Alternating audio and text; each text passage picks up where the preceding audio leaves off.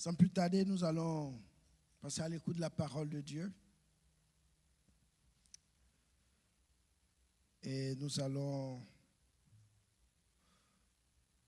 lire un passage dans Matthieu 13.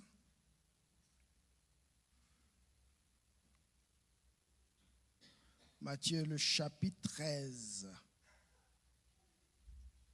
Et nous allons lire ce verset quand Jésus parlait de la parabole du sémeur. Amen. Et il a dit quelque chose concernant les catégories de cœur. Il a parlé de la troisième catégorie dans Matthieu 13, 22.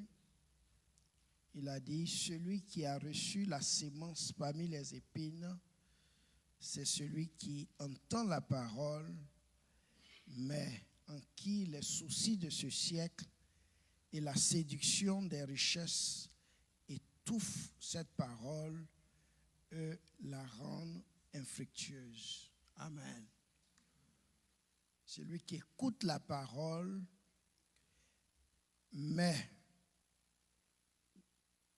les soucis de ce siècle, les séductions des richesses étouffent cette parole. Et c'est de là qu'est parti le thème de mon message, n'étouffez pas la parole. Amen. Nous allons parler de n'étouffez pas la parole. Dis à ton voisin, n'étouffe pas la parole. Amen. Dis-lui bien, n'étouffe pas la parole. Amen. N'étouffons pas la parole de Dieu. Amen. La parole de Dieu, elle est vivante. Elle est vie. Amen. Voilà, il ne faudrait pas que la parole se mette à crier I can't breathe. I can't breathe. Beaucoup de nous ici, nous étouffons la parole. La parole a besoin de vivre, de respirer. Amen. Ce soir, c'est un cri de cœur. Le Seigneur dit que sa parole est étouffée. Et nous allons voir quelques principes. Et ce soir, je voudrais particulièrement mettre l'accent sur comment la parole de Dieu est étouffée quand il s'agit de nos finances. Amen. On étouffe la parole de Dieu. Comme Jésus lui-même a dit, il dit les soucis de ce siècle et la séduction des richesses étouffent la parole.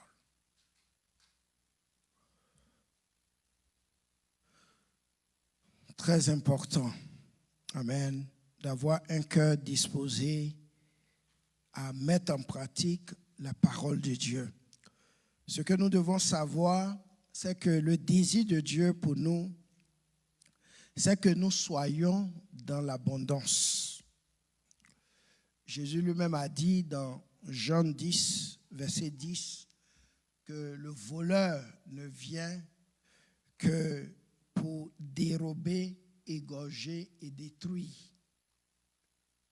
Moi, je suis venu afin que les brebis aient la vie et qu'elles soient dans l'abondance. Donc Dieu veut que je sois dans l'abondance. Dieu veut que tu sois dans l'abondance.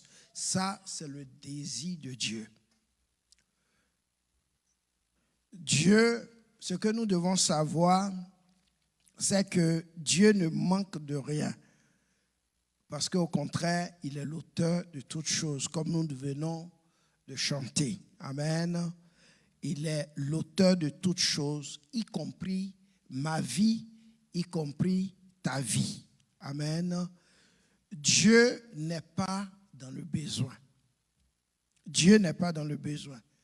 C'est le diable qui est dans le besoin. Et pourquoi est-ce qu'il est dans le besoin? Sinon, il ne serait pas un voleur. Amen. Les voleurs, c'est des gens qui sont dans le besoin. Quand quelqu'un est dans l'abondance, il n'a pas besoin de voler, à moins qu'il soit greedy. Amen. Il y a des pays qui sont dans l'abondance, mais à cause de greediness, la gourmandise, ils volent ailleurs. Amen. Ça, c'est différent. Mais généralement, les voleurs qu'on connaît, c'est des gens qui sont dans le besoin. Amen. Et le diable est dans le besoin. Amen. Sinon, il ne serait pas voleur, il ne serait pas dérobeur. Amen. Quand il vole ta joie, c'est parce que lui-même, il manque de joie. Il est dans le besoin de la joie. Amen. Et c'est pour cela il vient et veut voler ta joie. Amen. Que Dieu t'a donné, il veut voler cette joie. Quand il vole ta paix, c'est parce que lui-même, il est troublé en lui-même. Parce qu'il est troublé, alors il vient et il vole ta paix. Amen. Quand il détruit, par exemple, un mariage, c'est parce que lui-même, il ne connaît pas de mariage. Amen. La raison pour laquelle le diable égorge, c'est parce qu'il n'y a pas de vie en lui. Amen. La Bible dit qu'il est mort éternellement. Il n'y a pas de vie en lui. Donc, il est dans le besoin de toutes ces choses. Et c'est pour cela qu'il peut venir voler, il peut venir égorger, il peut venir détruire ce que tu as. Amen. Donc, comme il ne connaît pas l'abondance, le diable, il ne veut pas aussi que toi, tu sois dans l'abondance. Mais Christ, notre Seigneur, dit que lui, il est venu pour que non seulement nous ayons la vie, mais que nous soyons dans l'abondance. Amen. Malheureusement, il y a les chrétiens qui se laissent distraire par le diable et au lieu de l'abondance, ils vivent dans le manque, dans la pauvreté et ils vivent dans la disette. Amen. Mais ce message donc a pour but de nous fortifier dans la foi. La foi de chacun doit être fortifiée et que cette parole de Dieu nous amène à une vie divine, épanouie et abondante. Amen. Donc, comme je l'ai dit, nous allons voir 5 principes fondamentaux du royaume qui vont nous permettre de taper donc dans les bénédictions célestes. 5 principes célestes. Et le premier principe que nous voulons voir, la première des choses à savoir,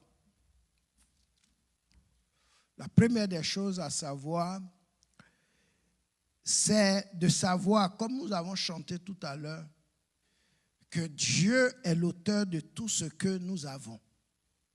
Amen. Dieu est le maître des temps et des circonstances de notre vie. C'est lui qui nous donne la force, c'est lui qui nous donne la santé, l'énergie et le temps pour faire tout ce que nous faisons. Colossiens 1, le verset 16 dit qu'en lui ont été créées toutes choses dans les cieux et sur la terre, comme les invisibles.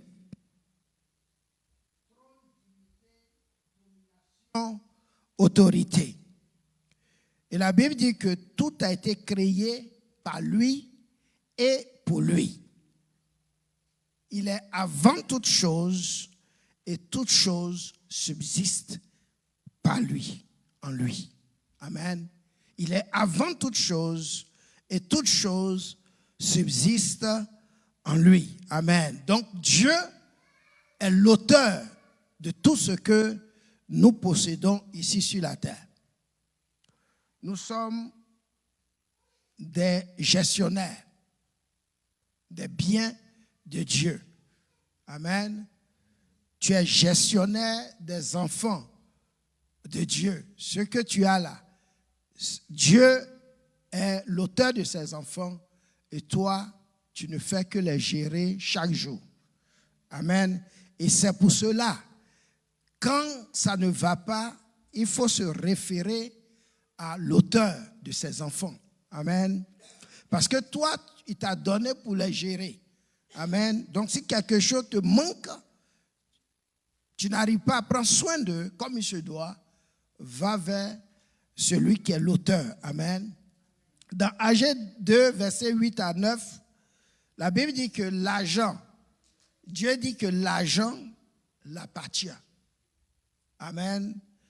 L'or aussi l'appartient. Lui, le maître de l'univers. Alléluia. L'or et l'argent appartiennent à l'Éternel. Dans Psaume 24, verset 1, on voit qu'à l'Éternel, la terre et ce qu'elle renferme. Amen. À l'Éternel, la terre et ce qu'elle renferme, n'est-ce pas, et ceux qui l'habitent. Amen. Donc, tout ce qu'on voit ici, tout ce que tu vois là, ils sont tous à l'Éternel. Tout ce que la terre renferme, tout ce que nous voyons là, c'est à l'Éternel. Toutes ces choses-là sont à l'Éternel. Amen. Et nous devons savoir cela. Parce que si on ne comprend pas cela, on va vouloir s'accaparer des choses de Dieu. Et c'est ce que le plus souvent nous faisons. On oublie que tout ce que nous avons là appartient à Dieu. Les enfants là appartiennent à Dieu. Et on prend les enfants là comme si c'était nous nos enfants. Alors que nous sommes seulement les gestionnaires.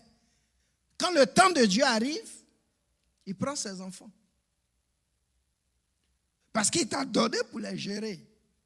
Et quand il te donne pour te gérer, il peut prendre quand il veut. Parce que c'est à lui. Amen. Tout ce que nous avons, à la terre appartient au Seigneur, y compris ceux qui l'habitent. La Bible dit que nous sommes venus, nous allons repartir. On ne va rien emporter avec nous. Donc, on doit comprendre ces passages pour ne pas être en train d'être avare sur les choses de Dieu. Amen. L'argent que tu as, le travail, tout ce que tu possèdes, la voiture, la maison, toutes ces choses-là, ça appartient à Dieu. Que tu le veuilles ou pas, c'est à Dieu. C'est à Dieu. Et nous devons connaître ce premier principe divin. Très, très important que ça sonne dans notre tête, ça sonne dans notre cœur, que cette parole résonne dans notre cœur. À l'Éternel, la terre et ce qu'elle renferme, le monde et ceux qui l'habitent. Ça, c'est le premier principe. Très rapidement, le deuxième principe, tout ce que nous possédons, comme je l'ai dit, appartient à l'Éternel. La force, ta santé, tes biens, tes enfants, tout appartient à Dieu. Si donc, nous sommes d'accord que notre Dieu est le maître de tout, pour que nous recevons de celui qui est le créateur de tout, il y a une chose que nous devons faire, c'est de rester, n'est-ce pas, connectés à la source, à l'auteur de tout ce que nous avons. D'être connecté au pourvoyeur. Et ça, c'est très, très important. La première démarche, c'est que Dieu, il est l'auteur de toutes choses. Et pour que je puisse taper dans les bénédictions de Dieu, j'ai besoin d'avoir une connexion avec Dieu. Tout est une question de connexion. Tu peux avoir les diplômes. Tu peux avoir la force, la puissance. Mais si tu n'as pas de connexion, la bonne connexion, tu vas te fatiguer. Tout est une question de connexion. Il faut être connecté à la bonne source. Connecté à la bonne source. C'est très, très important. Dans Jean 15, verset 4, Jésus qui parlait, il dit, « Demeurez en moi et je demeurerai en vous. Comme le sarment ne peut de lui-même porter du fruit, s'il ne demeure attaché au cep, ainsi vous ne le pouvez non plus. Si vous ne demeurez en moi. » Verset 5, il dit, « Je suis le sceptre, vous êtes les sarments, celui qui demeure en moi et en qui je demeure porte beaucoup de fruits, car sans moi, vous ne pouvez rien faire. » Car sans moi, vous ne pouvez rien faire. Et il dit, Jésus dit, verset 6, « Si quelqu'un ne demeure pas en moi, il est jeté dehors comme le sarment et il sèche. Puis on le ramasse, on ramasse les sarments, on les jette et au feu et il brûle. » Amen. Si nous ne sommes pas connectés au sceptre, à Jésus, nous allons sécher. Nous pouvons sécher tant que nous n'avons pas cette connexion avec Dieu. Tu peux avoir 3 boulots et financièrement, tu peux être sec. Tu peux être sec si tu n'es pas véritablement connecté à Dieu. Tout est une question de à qui je me connecte. C'est très, très important. Il faut être donc connecté à Dieu. C'est très, très important. Si vous ne demeurez en moi, et Jésus dit que les sarments ne peuvent rien faire d'eux-mêmes s'ils ne sont connectés, s'ils ne demeurent en Jésus. Alléluia. Bien aimé, on peut être à l'église et ne pas être connecté à Dieu. On peut être à l'église, mais on peut ne pas avoir cette connexion véritable avec Jésus. On peut être toujours à l'église, mais ne pas avoir cette intimité réelle avec Jésus. Donc quand je parle de connexion, je ne parle pas de venir à l'église. Je parle d'une relation réelle avec le Seigneur. Une relation véritable, une connexion véritable. Jésus a dit, si vous demeurez en moi et que moi je demeure en vous. La question, est-ce que tu peux croire que toi tu demeures en Dieu, mais est-ce que Dieu demeure en toi? Tu peux croire que toi tu demeures en Dieu, mais est-ce que Dieu demeure en toi? Ça c'est la question. Et Jésus a dit que celui qui demeure en moi et en qui je demeure, il va porter beaucoup de fruits. Pour bénéficier donc de cette vie abondante de Dieu, bien-aimé, il faut qu'il y ait au préalable ce qu'on appelle le don de soi. C'est lui qui demeure en moi. Il faut que tu demeures en Dieu. Il faut que tu te donnes au Seigneur. Alléluia. Donc il y a beaucoup qui pensent qu'ils sont connectés à Dieu. Mais Dieu ne demeure pas en eux. Et tant que Dieu ne demeure pas en toi, tu ne pourras pas porter du fruit. Donc ce n'est pas une question d'avoir 3 boulots. Ce n'est pas une question d'avoir la force. D'ailleurs, même la force que tu as là, c'est Dieu qui te donne. Quand tu te lèves chaque matin et puis tu vas là, c'est lui qui te donne cette force. Tu n'as rien de toi. Amen. Sans Dieu là, tu n'es rien. Alléluia. Sans Dieu, je ne suis rien. Et nous devons comprendre cela.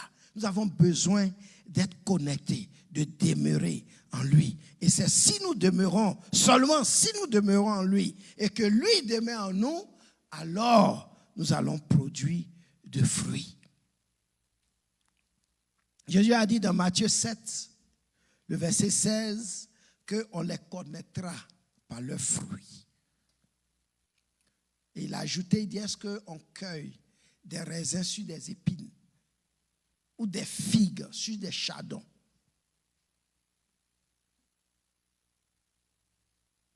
Il dit, tout bon arbre porte de bons fruits, mais le mauvais arbre porte de mauvais fruits. Donc, dans le don de soi, il y a, comme je l'ai dit, il y a l'abandon total à Dieu. Il faut s'abandonner totalement à Dieu. Tu ne dépends plus de toi. Quand tu es connecté à Dieu, quand tu es en Dieu et que Christ est en toi là, tu dépends totalement de Dieu. Amen. Tu dépends du Maître, tu dépends du Seigneur. Dieu devient maintenant ta priorité. Tu ne fais plus ta volonté, mais la volonté de qui tu dépends. Jésus même qui était le Fils de Dieu. Voilà, quand il était sur la terre, il a fait cette prière dans le jardin de Gethsémani. Il a dit, Père, si tu voulais éloigner de moi cette coupe, toutefois, que ma volonté ne se fasse pas. Que ma volonté ne se fasse pas, mais la tienne. Alléluia. Donc, quand on a le don de soi, quand on se donne à Dieu, quand on est connecté à Dieu, alors on ne fait plus sa propre volonté. On fait la volonté de celui qui est l'auteur de notre vie. Parce qu'on dépend totalement de lui. Alléluia. Très, très important. Donc, bien aimé, le don de soi, dans le don de soi, on soumet sa propre volonté à la volonté de Dieu. On ne fait plus sa propre volonté, mais on fait la volonté de Dieu. On fait ce que Dieu veut. Alléluia. Et c'est pour cela la Bible dit de ne pas se relayer à notre propre sagesse. Nous devons dépendre de la sagesse de Dieu. Alléluia. Et Jésus a dit dans Matthieu 16, si quelqu'un veut venir à moi, qu'il renonce à lui-même et qu'il se charge de sa croix et qu'il me suive. Il a dit, celui qui voudra sauver sa vie la perdra, mais celui qui la perdra à cause de moi la trouvera. Amen. La vie chrétienne, bien aimée, la marche avec Christ, c'est une vie de renoncement à soi-même. Tant que tu n'es pas renoncé à toi-même, tu ne peux pas suivre Dieu. Tu ne peux pas suivre le Seigneur. Tant que tu n'es pas renoncé à lui-même, tu ne peux pas mettre sa parole en pratique. Tu vas étouffer sa parole. Il faut un renoncement à toi. Il faut un abandon total de soi. Le même Jésus a dit que si quelqu'un met la main à la charrue et qu'il regarde derrière, il n'est pas propre au royaume de Dieu. Si tu mets la main à la charrue et que tu regardes en arrière, tu n'es pas propre au royaume de Dieu. Alléluia. Donc il faut un renoncement total de soi. Et je le dis, ces principes-là, ça s'applique dans tous les domaines, dans tous les aspects de notre vie. Ce n'est pas seulement dans les finances, mais dans tous les aspects de notre vie. Il faut qu'on applique ces principes. Dieu est le maître de tout. Il nous faut une très bonne connexion et il nous faut un abandon de soi, un renoncement de soi, si nous voulons suivre le Seigneur.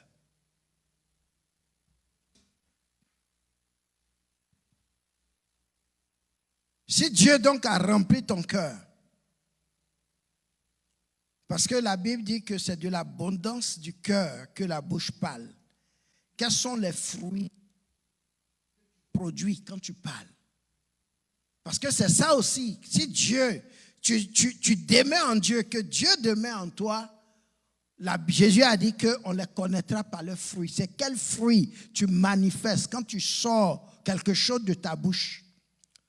Quel fruit tu manifestes dans ton comportement? C'est en cela qu'on saura si Dieu demeure en toi et que toi, tu demeures en lui.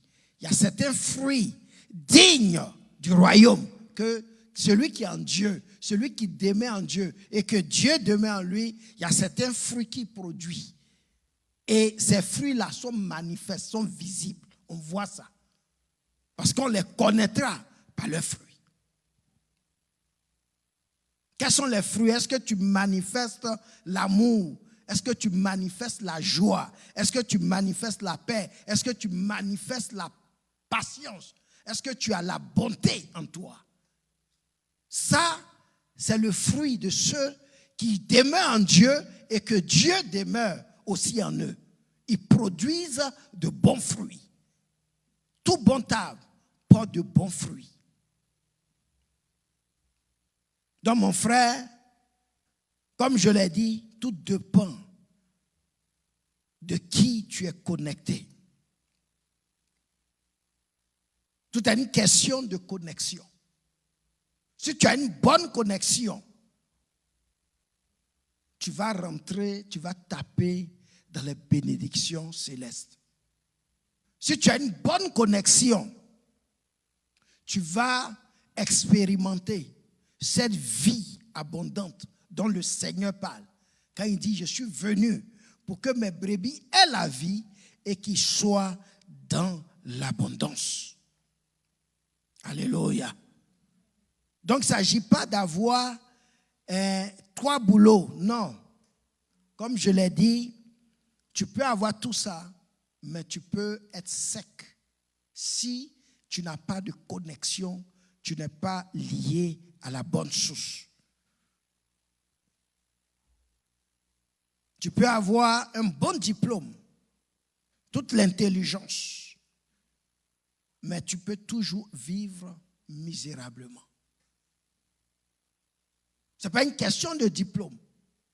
Les diplômes sont importants. Don't get me wrong. Mais, en tant qu'enfant de Dieu, on ne dépend pas de nos diplômes. Parce que Dieu peut te qualifier. Là où tu n'as pas de diplôme, il peut te qualifier là-bas. Donc, ça ne dépend pas de tes diplômes. La Bible dit que ce n'est pas par ta force, ce n'est pas par ta puissance, mais par l'Esprit de Dieu. Quand l'Esprit de Dieu est en toi, là, il va te qualifier, il va te positionner là où les autres ne peuvent pas être positionnés. Ce n'est pas ta force, ce n'est pas tes diplômes. Tu dois comprendre que tu as besoin de dépendre de Dieu. Un enfant de Dieu dépend de Dieu. Il ne dépend pas de sa propre force. Nous avons besoin de checker notre connexion. Check your connection. Est-ce que tu es vraiment connecté au sceptre? Est-ce que tu demeures en Dieu? Et est-ce que Dieu aussi demeure en toi? Très, très important. Rapidement, nous allons partir. Ça fait combien de principes qu'il a donné déjà? 2 seulement?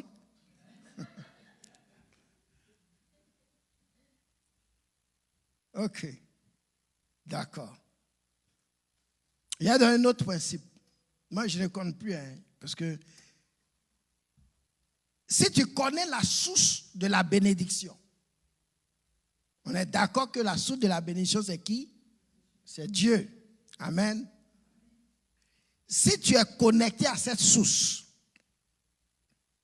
alors, il y a une autre chose que tu dois faire. C'est d'honorer le Seigneur, d'honorer cette source-là. C'est d'honorer cette source de ta bénédiction. Amen. tu dois honorer cette source avec tout ce que tu possèdes, puisque ça appartient à Dieu. Donc tu dois l'honorer avec cela. Et comment tu le fais? Lisons dans Proverbe 3, verset 9. Proverbe 3, verset 9. La parole de Dieu dit, honore l'Éternel avec tes biens et avec les prémices de tout ton revenu. Moi, j'ai souligné tout ton revenu. Il dit bien tout. Il n'a pas dit moitié. Il n'a pas dit un peu. Mais il dit les prémices de tout ton revenu. Honore l'Éternel avec ça. Tout ton revenu.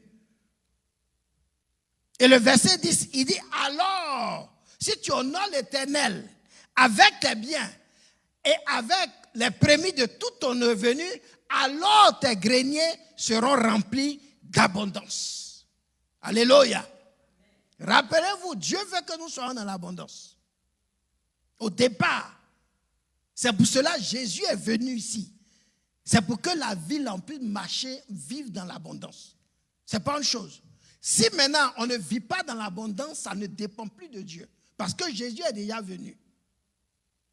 Mais il y a certains principes que nous devons appliquer pour pouvoir taper dans ces bénédictions.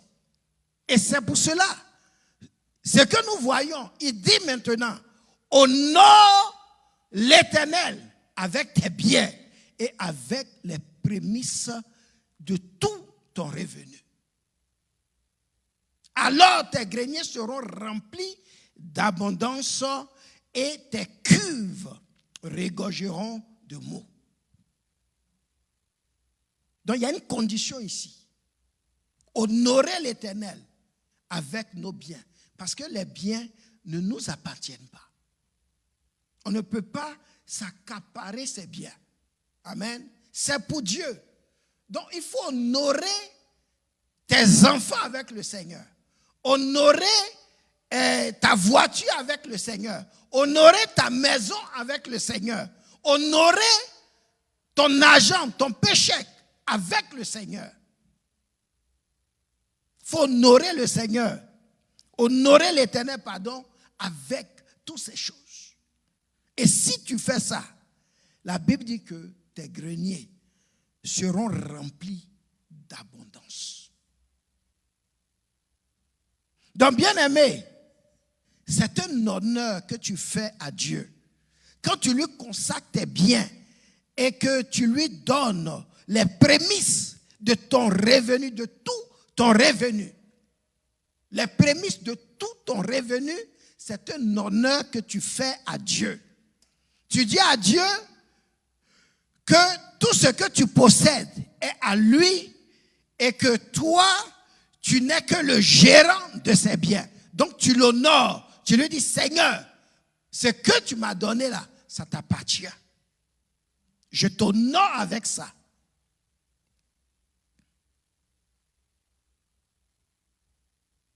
Tu honores Dieu avec tes dîmes. Toutes les fois que tu envoies ta dîme ou tes offrandes dans la maison de l'Éternel, bien-aimé, tu es en train d'honorer Dieu.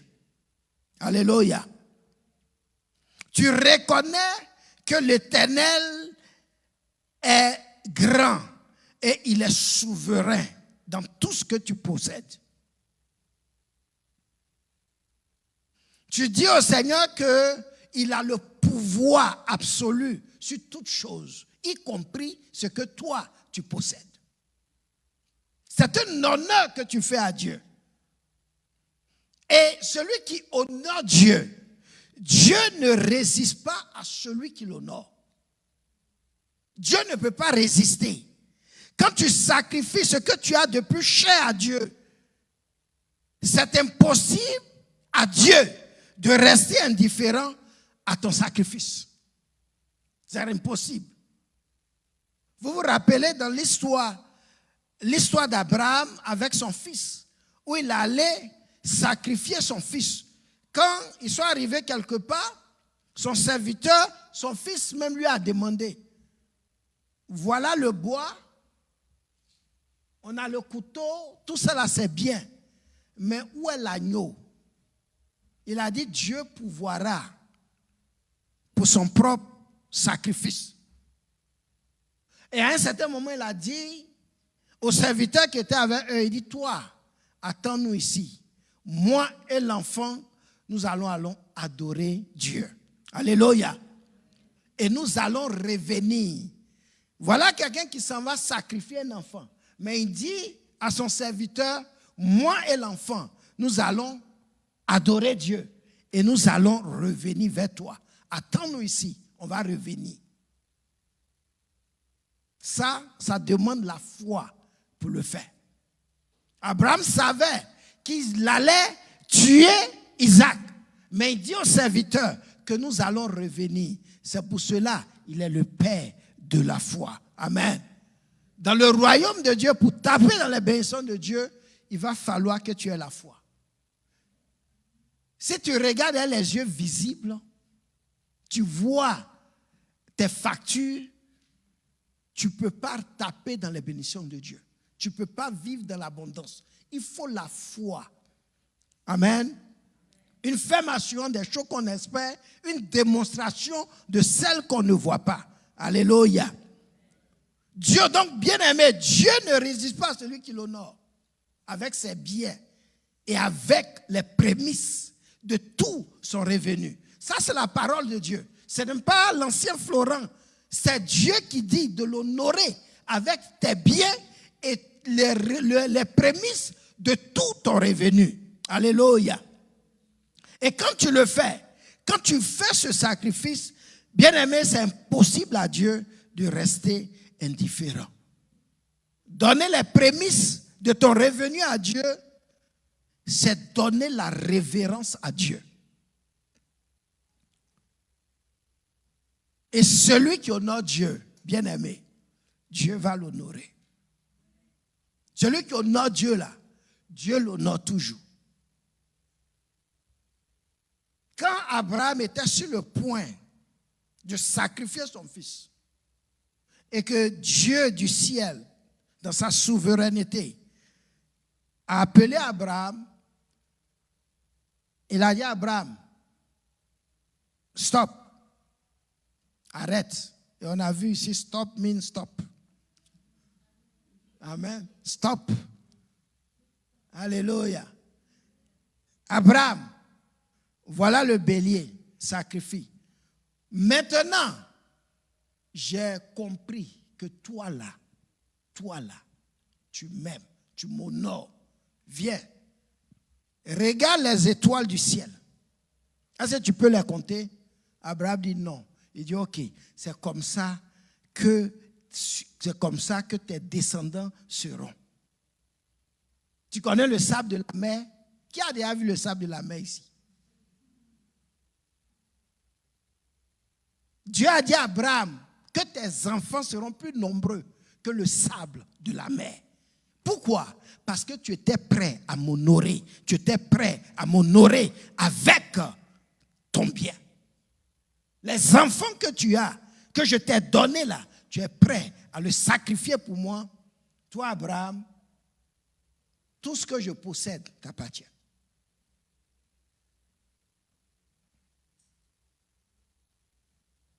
Très, très important.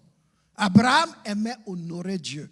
Même quand ils ont pris son neveu Lot, qui était à Sodome, les rois sont venus, ils ont attaqué la ville et ils ont pris Lot comme butin. Ils sont partis avec Lot. Quand Abraham a entendu cela, Abraham a pris 300 de ses vaillants soldats et il a poursuivi ces rois-là qui ont pris son neveu et tous ses biens. Il les a battus. Il a ramené tout le butin. Il a ramené son neveu Lot. Quand il est arrivé que Melchisedec l'a vu, la Bible dit que Abraham a donné la dîme de tout à Melchisedec. Vous pouvez lire l'histoire dans Genèse 14. Et l'auteur à Hébreu du livre d'Hébreu a parlé de ça dans Hébreu 7 également. Amen. À partir du verset 1, il dit en effet, ce Melchisédek, roi de Salem, sacrificateur du Dieu très haut, qui alla au devant d'Abraham lorsqu'il revenait de la défaite des rois, qui le bénit et à qui Abraham donna la dîme de tout. Abraham donna la dîme de quoi? De tout.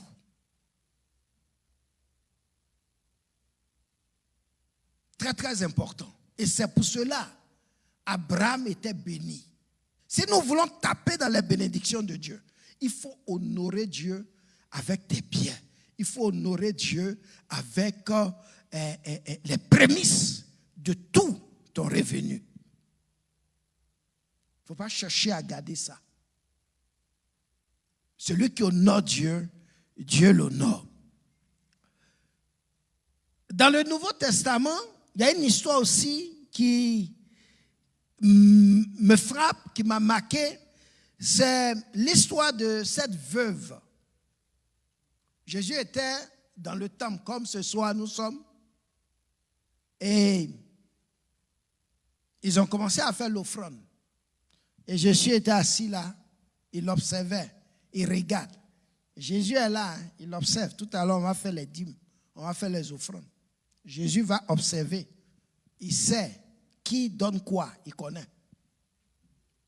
Donc, les gens venaient, ils donnaient. Beaucoup d'argent, hein? Ce n'est pas petit, ils donnaient même. Et il y a une veuve. La Bible dit que c'est une pauvre veuve. Elle n'est pas seulement veuve, mais elle est pauvre. Et elle est venue, elle a donné deux petites pièces d'argent. Elle a mis ça dans le panier. Et Jésus a appelé ses disciples. Il dit, cette femme-là a donné beaucoup, plus que eux tous. On peut lire l'histoire dans Marc 12, verset 41, rapidement. Amen. Suivez-moi très bien. Parce que si on comprend la parole de Dieu, on sera dans l'abondance. Marc 12, 41. Jésus s'était assis vis-à-vis du tronc. C'est-à-dire le tronc, le panier là. Voilà. Il regardait comment la foule y mettait de l'argent. Plusieurs riches mettaient beaucoup. Il vit aussi une pauvre veuve. Elle y mit 2 pièces d'argent faisant un quart de sou. Un quart de sou.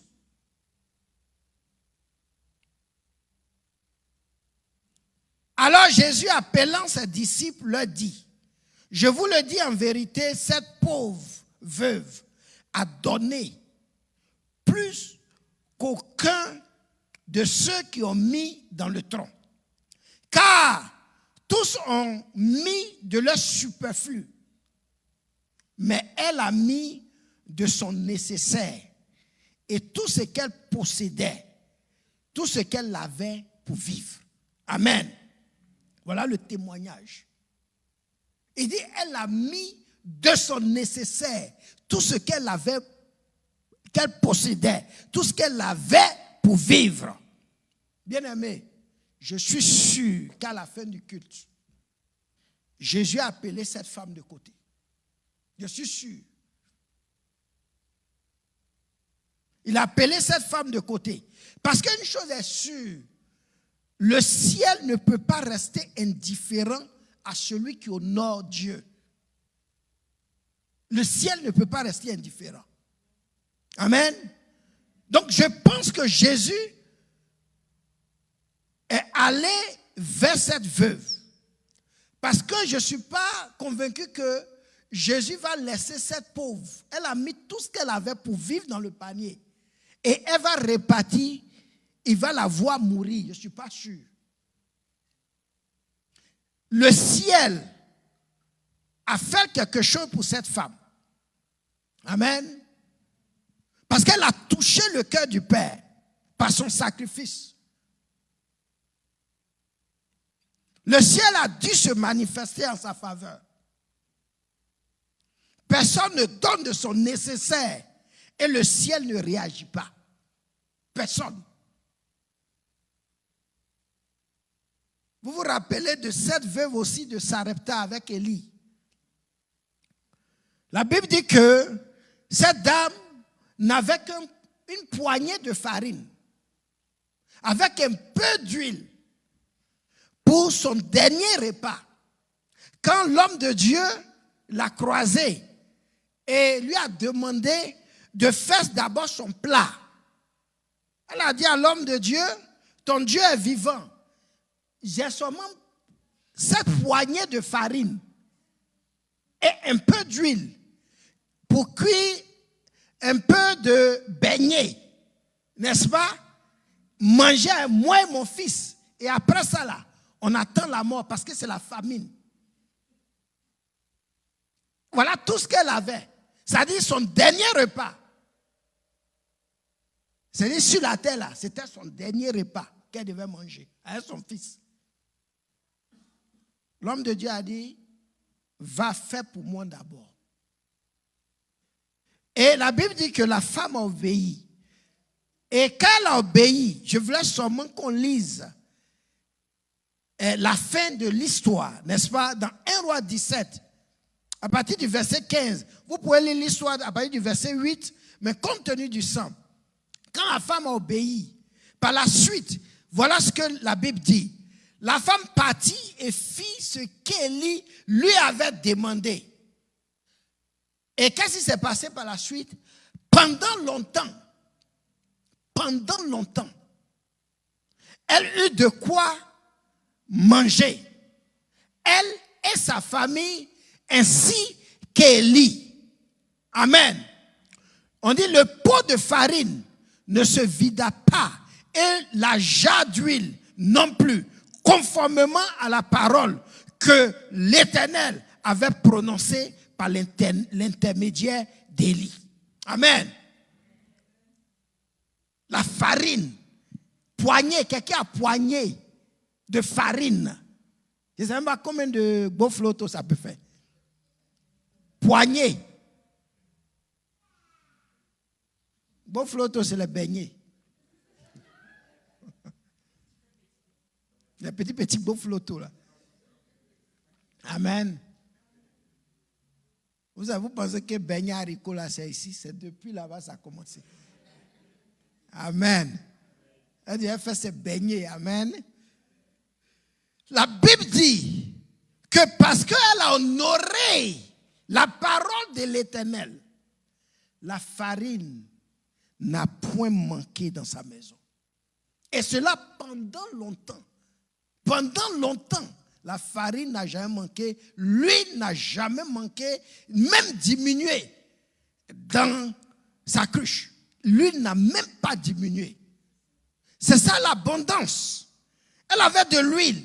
Quand elle grille encore, il y a une abondance. L'huile là, ça ne diminue pas. C'est encore là. Ça se remplit seulement. Vous voyez, la parole de l'Éternel. Mais elle a fait selon la parole de l'Éternel. Alléluia. Nous devons faire selon la parole de l'Éternel. Si tu fais selon la parole de l'Éternel, tu seras toujours dans l'abondance. Il ne faut pas regarder la farine, cette poignée de farine. Fais comme le Seigneur te dit. S'il te dit de donner, donne. Il ne faut pas regarder à la farine.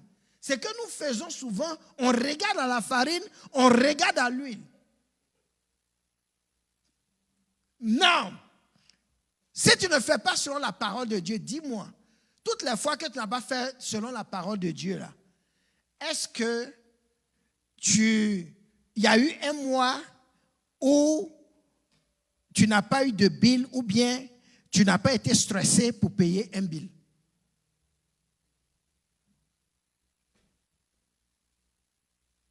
Malgré que tu ne donnes pas la dîme, malgré que tu ne donnes pas tes offrandes, parce que tu regardes à ce poignet, à cette poignée de farine, est-ce que ça changeait, ça, comme Jésus a dit, ça apportait une coudée à ta vie? Non. La femme a obéi à la parole de Dieu. Et ça a changé sa vie. Elle était dans l'abondance. Alléluia.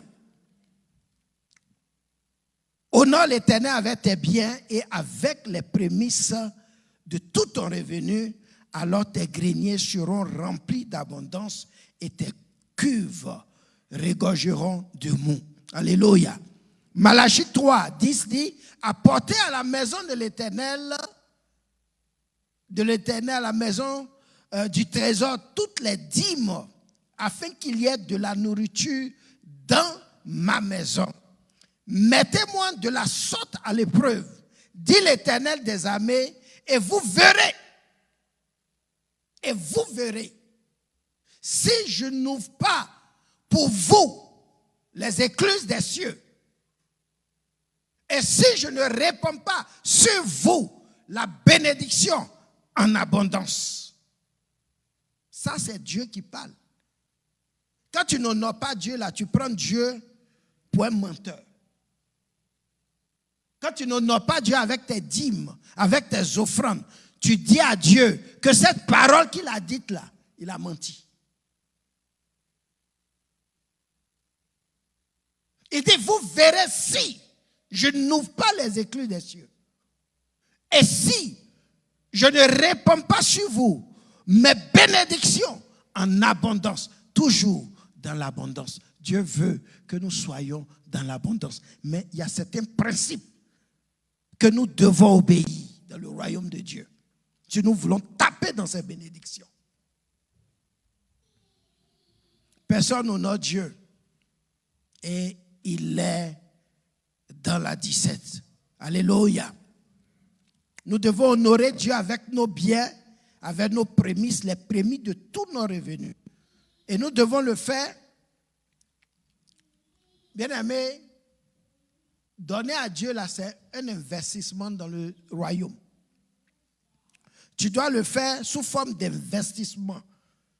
Quand tu investis dans le royaume de Dieu, il y a les retours sur investissement. Sur ton investissement, là, il y a toujours retour. Amen.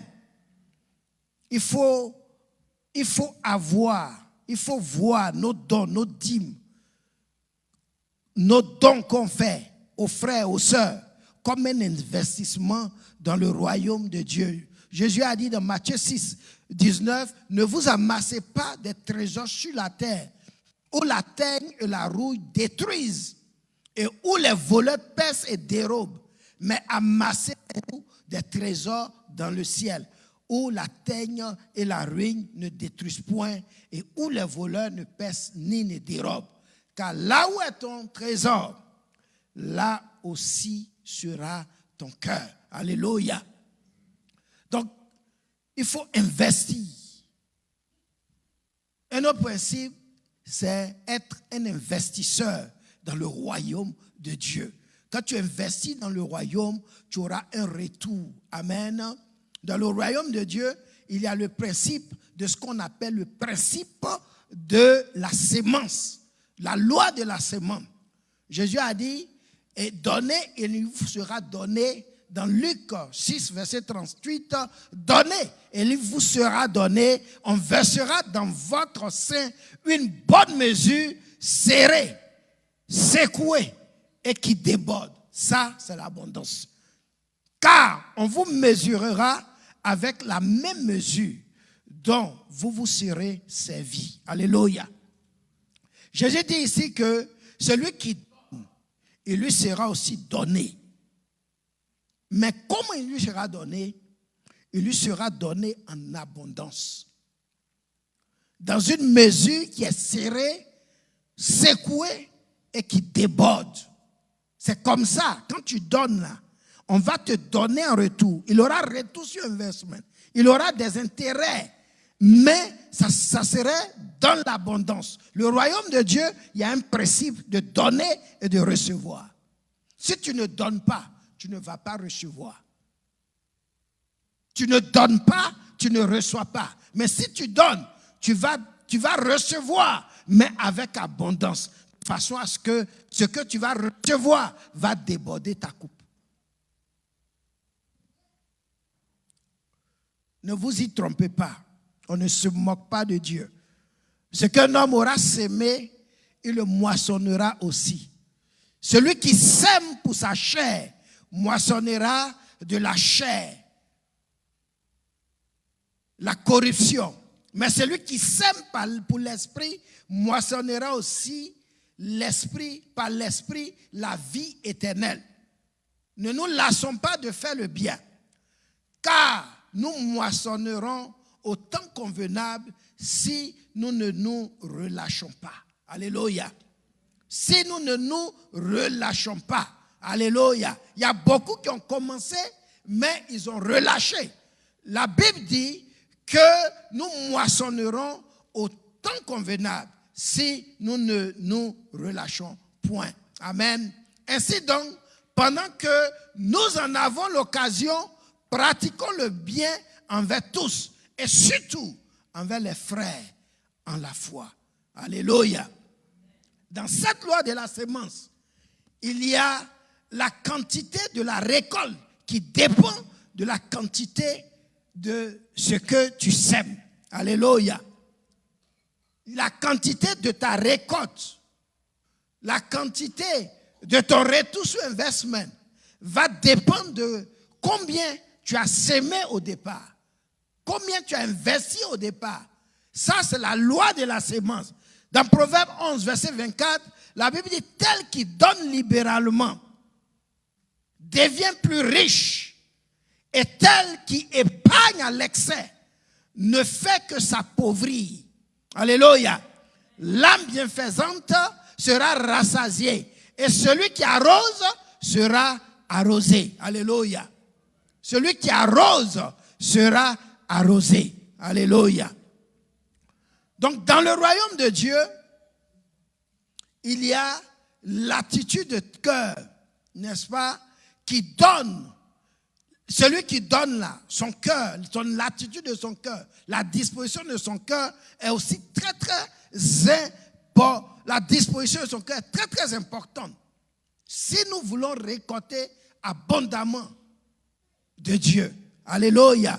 Dans 2 Corinthiens 9, verset 6, il dit, sachez-le, celui qui sème peu moissonnera peu. Et celui qui sème abondamment moissonnera abondamment. Que chacun donne comme il a résolu en son cœur, sans tristesse ni contrainte, car Dieu aime celui qui donne avec joie. Et Dieu peut vous combler de toutes sortes de grâces afin que possédant toujours, en toutes choses, de quoi satisfaire à tous vos besoins, vous ayez encore en abondance pour toutes bonnes œuvres. Alléluia. Vous ayez encore, Dieu va te satisfaire de toutes sortes de grâces parce que tu donnes de tout ton cœur, parce que tu donnes avec joie, de façon libérale, parce que tu donnes, alors Dieu va te satisfaire, il va te combler de toutes sortes de grâces afin que tu possèdes toujours. Tu ne seras jamais dans le manque et cela dans toutes choses, dans tous les aspects de ta vie. Dieu va satisfaire tous tes besoins afin que tu sois tellement dans l'abondance que tu puisses encore faire de bonnes œuvres. Alléluia.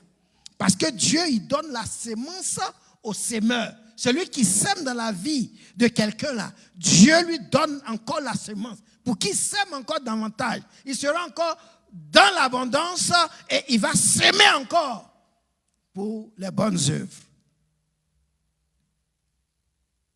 Dans l'attitude de cœur, celui qui donne, Dieu va encore l'enrichir. Très, très important. Amen. Dieu peut te combler de toutes sortes de grâces afin que, possédant, tu puisses toujours en avoir pour bénir d'autres personnes. Si tu aimes donner, Dieu va toujours te donner la sémence pour que tu aies toujours de quoi s'aimer dans la vie des autres. Alléluia. Donc, bien-aimés, voilà le message que le Seigneur avait pour nous ce soir. Maintenant, que tu as écouté cette parole, est-ce que tu vas y laisser les soucis de la vie? Est-ce que tu vas laisser la séduction des richesses de ce monde étouffer cette parole de Dieu que tu viens d'écouter? Ou bien, tu vas croire comme Abraham. Tu vas faire selon la parole de Dieu, comme cette femme, cette veuve de Sarepta. Et tu seras toujours dans l'abondance. La question t'est posée. Mais tu dois savoir que quand tu quittes ici, Dieu veut que tu sois dans l'abondance. Dieu veut que tu sois dans l'abondance. Quand tu es dans le manque, quand tu n'arrives pas à payer tes factures, ça n'honore pas Dieu. Mais pour que tu arrives là, il y a des principes qu'il faut respecter. Les principes du royaume. Est-ce que tu vas laisser cette parole être étouffée? Ou bien tu vas laisser cette parole vivre en toi? Parce que la parole de Dieu, elle est vivante, elle est efficace. Si tu laisses cette parole vivre en toi, elle va produire son effet dans ta vie. Elle va produire ton effet dans tes finances. Amen. Nous allons nous tenir debout et nous allons prier.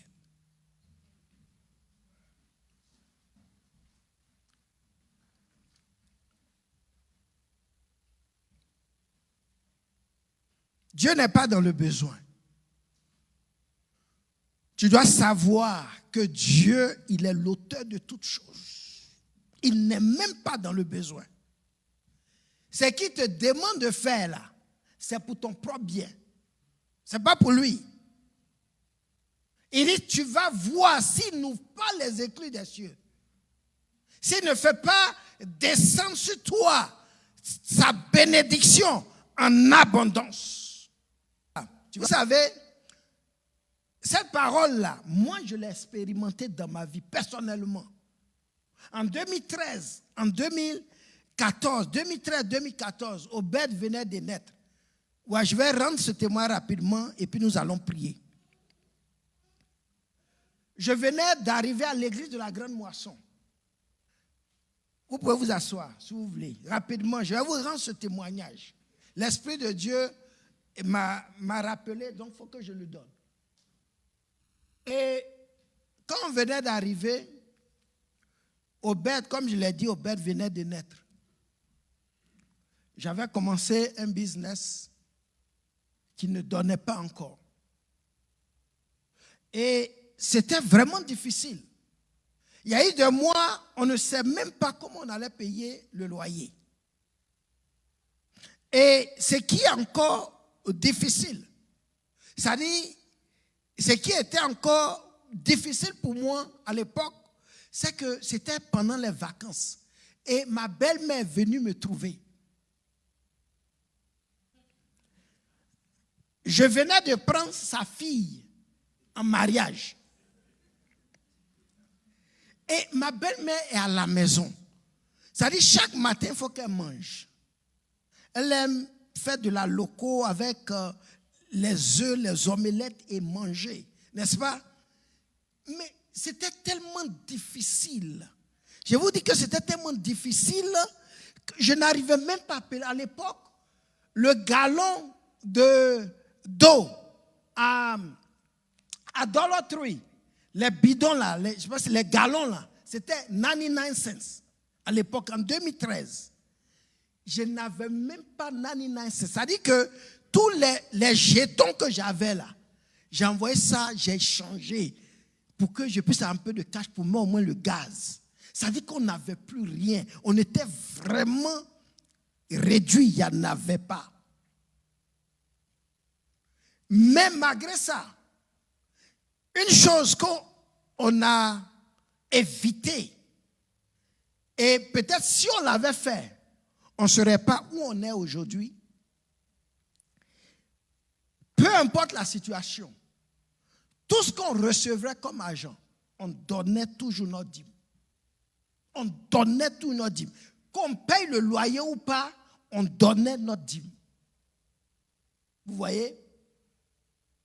Et à l'époque, quand je commençais à venir à la Grande Moisson, on avait quitté l'église où on était et comme on était dans le processus de trouver une église, on n'allait pas à l'église. Donc notre dîme, ce n'est pas parce qu'on n'allait pas à l'église qu'on n'enlevait pas la dîme de tout ce qu'on recevait comme argent. Le peu d'argent, on recevait, on mettait dans une enveloppe. On recevait, on mettait dans une enveloppe. Jusqu'à on était à $800. En temps normal, j'avais besoin de $800. Souvent, mais tu étais tenté même de toucher ça. Et c'est comme ça que, avec mon frère Hassan qui était ici, on est rentré en contact avec la Grande Moisson. Le même soir où on nous avait invités à la Grande Moisson, j'ai dit à ma femme, on prend l'enveloppe de $800 et on va avec ça. Et on est parti à l'église. On a donné comme notre dîme à la Grande Moisson. Bref. Après ça, on a continué comme ça. Donc, c'était tellement difficile. Ma belle-mère est avec moi. C'était tellement, je n'arrive même pas à payer l'essence. Une fois même, je suis parti à l'église. J'avais la Amada, Nissan Amada, la grosse voiture. En 2013, pour faire le plein, c'était au moins $100. Mais je n'avais pas d'argent. Le signe rouge, le signe de l'essence était allumé. Mais on devait aller à College Park, à l'église.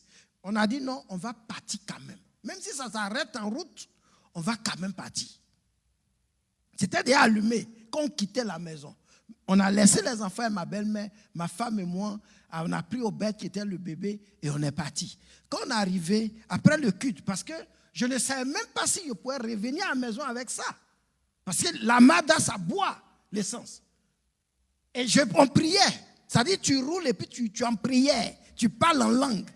Pour que la voiture t'amène à la maison. Bien aimé, c'est des réalités que j'ai vécues. Amen. Mais malgré cela, on honorait toujours Dieu avec nos dîmes et les prémices de nos revenus.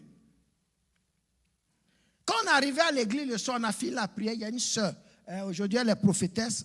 Léocadie est venue, elle a mis $20 dans la main de ma femme. Elle dit c'est pour son bébé Obed. Mais elle ne savait pas que ça là, c'était une réponse à la prière. Tellement c'était dur. Je pouvais mettre $20 dans Mada. J'ai dit non.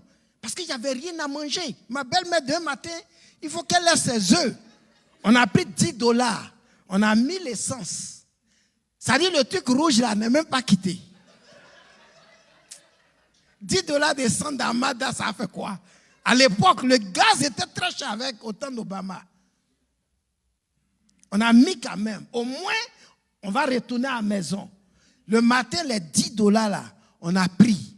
Au lieu de prendre ça pour aller faire manger, tellement c'était chaud. J'ai dit à ma femme, parce que dans une propriété vers Annapolis où je travaillais, j'avais vu les fers. Vous voyez, quand tu es dans la galère là, tu deviens sage. Hein? J'étais à mon balcon, j'ai vu une Mexicaine. Elle vient dans notre appartement, puis elle fouille les poubelles, elle prend les fers. Et je suis descendu. J'ai dit, mais toujours je vous vois ici, vous prenez les fers là. Vous envoyez les fers là où? Elle m'a dit, non, on vend les fers là. Tu peux faire $100 par jour. Je dis, ah bon? 100 $ par jour? J'ai dit, ok. Merci. Où elle m'a monté le coin à l'oreille. Et quand je travaillais une fois à Napoli, dans une maison, il y avait des grillades qu'ils ont enroulées. C'était dans les herbes là-bas. Ça dit que ça ne fait même pas partie de la pelouse où j'étais en train de nettoyer. Donc, j'ai laissé, il y avait des pneus, entassés des pneus. J'ai pris ma femme. On a mis $10 dans la Ford, le véhicule de travail là. On a roulé. On arrive jusqu'à Annapolis dans le but de ramasser ces fers pour venir vendre. Parce que je ne savais pas comment ça fait. On a pris les fers là, on est venu, on donne aux gens là. Ils disent que non, ils ne prennent pas les pneus là. Je voulais même faire parler avec eux. Je dis, mais il y a le fer dessus. Il y a le fer sur les pneus. Il dit non, pour qu'on prenne les faits là, il faut enlever le caoutchouc, le pneu là. Ils m'ont donné $5 pour les faits. Ma femme, elle a $5. J'ai mis mes $10 à l'Annapolis pour $5. J'étais venu très découragé. Mais il y a le rime là. Hein? Au moins 3 pneus, et puis ça pèse. Donc je comptais sur cet argent. Ça n'a rien donné. Je dis ça ici pour encourager quelqu'un qui est dans les difficultés actuellement. Sois fidèle seulement à Dieu. Amen. Et on est allé, je suis revenu découragé. Je vois ma belle-mère comme ça et puis, je ne sais pas. Parce que quand tu es dans une situation, c'est difficile. Ok. Et je disais à ma femme, même si, c'est-à-dire ce qu'on a à manger là, même si, à la dernière minute, jusqu'à ce que le grain de riz ne finisse à la maison, Dieu va pouvoir. On avait la foi que Dieu allait pouvoir. Et on a vécu comme ça jusqu'à... Dans la même période là, la madame, ma femme, elle est allée à ATM. ATM, parce qu'on cherchait même l'argent. Comment on va payer le loyer sur moi? On était peut-être à 2 semaines. Elle a pris la Mada, elle est allée à ATM, et c'était 2 comme ça. Elle a froissé la Mada.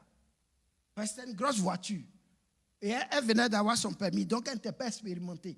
Elle a froissé la Mada. J'ai dit, mais avec tous les problèmes qu'on a, tu te vas encore froisser la Mada? Et je ne voulais pas appeler l'assurance parce que si on appelle l'assurance va s'augmenter, ça serait trop difficile. Mais c'était Dieu qui se glorifiait là. Ma femme a appelé l'assurance. Ils allaient nous dire d'aller déposer la voiture, quelqu'un va fixer. Non. On a envoyé la voiture, ils ont fait le constat.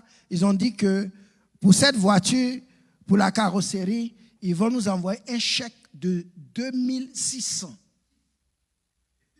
2600. Mon loyer était de 1300. Et ils disent non. Et ils demandent à madame si elle veut, on peut faire direct déposit. Mais j'étais abasourdi. Parce que pour moi, si on va appeler l'assurance, ils vont dire envoie sur le garagiste. Nous, on va fixer. C'est tout. Mais elle dit non, que la voiture là, elles vont nous envoyer un chèque. Si on veut, ils vont faire direct déposit, express, ils vont envoyer. Elle dit oui, faites direct déposit. Ils ont déposé 2600. Et on a pu payer le loyer. La voiture, ceux qui connaissaient la Mada, après nous, on a vu les gars qui, ambulants là au quartier, ils ont réparé la voiture à 2 couleurs, mais ce n'est pas grave. Amen. On a fait avec. Amen. Voilà. Et après cela, quand tu es fidèle à Dieu, les choses ont commencé à bouger. Les choses ont commencé à bouger. Quand ça a commencé à bouger là, quand les choses ont commencé à rentrer, on devait donner $10. J'ai dit à ma femme, ce que le Seigneur a fait pour nous là, on ne va pas donner $10. Nous, on va donner 20% au lieu de 10%. Et on a fait ça pendant peut-être 1 année pleine. On a supporté l'église en donnant $20. Pardon, 20%. On ne donnait pas 10%. Et quand je dis 10%, ça veut dire que je suis en business. Je n'enlève même pas, quand on m'envoie le chèque, je n'enlève même pas mes dépenses avant de donner 20% à Dieu. Ça dit sur le brut, si on m'envoie 10 000, j'enlève combien? Combien? 20% des 10 000? 2 000. Et je donne à Dieu. Et c'est comme ça qu'on a honoré Dieu. Et les choses, c'est-à-dire que l'année qui a suivi, je me suis tapé au moins 200 000 années. Des difficultés que j'avais. 200 000 années. Et on est là. Depuis, juste là, jusqu'à aujourd'hui, on n'a jamais cessé d'honorer Dieu. Il n'y a pas un mois où on n'a pas donné notre dîme. Il n'y a pas une semaine où on n'a pas donné notre dîme. Et Dieu, il continue de nous bénir, et il nous bénit, et il nous bénit. Jusqu'à ce que nous sommes là. Donc c'est pour dire que celui qui honore Dieu là, Dieu l'honore. Il ne faut pas regarder les poignées de farine. Toi, honore Dieu. Fais ce que Dieu te demande. Et tu vas voir, il va ouvrir les écluses des cieux. Dans ton cas, il va se manifester. Amen. Nous allons nous tenir debout, nous allons prier. Excusez-moi, on a pris le temps, mais c'était important que je vous rende ce témoignage. Je ne vous prêche pas ce que moi je ne vis pas. Amen. Je ne vous prêche pas ce que je ne vis pas. Je vis ces choses. Et je vous encourage à le faire aussi. Et vous allez voir la gloire de Dieu dans votre vie. Amen. Prions le Seigneur. Seigneur, nous voulons te bénir. Nous voulons te dire merci. Parce que toi, tu es le Dieu, Seigneur souverain, auteur de toutes choses. Tout ce que nous avons t'appartient. Et Seigneur, nous voulons te demander pardon si nous n'avons pas été fidèles, Seigneur, oh Dieu, dans nos dîmes et nos offrandes, dans nos dons. Seigneur Jésus-Christ, nous voulons te demander pardon. Seigneur, alors que tu nous as parlé, Seigneur, ce soir, nous ne voulons pas étouffer, Seigneur, cette parole, avec les soucis, avec, Seigneur, cette séduction des richesses. Mais nous voulons mettre ta parole en pratique. Nous voulons marcher dans l'obéissance de ta parole. Seigneur, je prie pour les uns les autres. Seigneur, que en le faisant fidèlement, que toi tu ouvres les écluses des cieux, que tu fasses descendre tes bénédictions, que l'abondance soit le partage de tout un chacun. Parce que toi tu donnes la semence au semeur. Que toute la gloire te revienne. Sois béni, Père. Sois élevé dans le nom de Jésus. Amen. Amen. Voilà, que Dieu vous bénisse.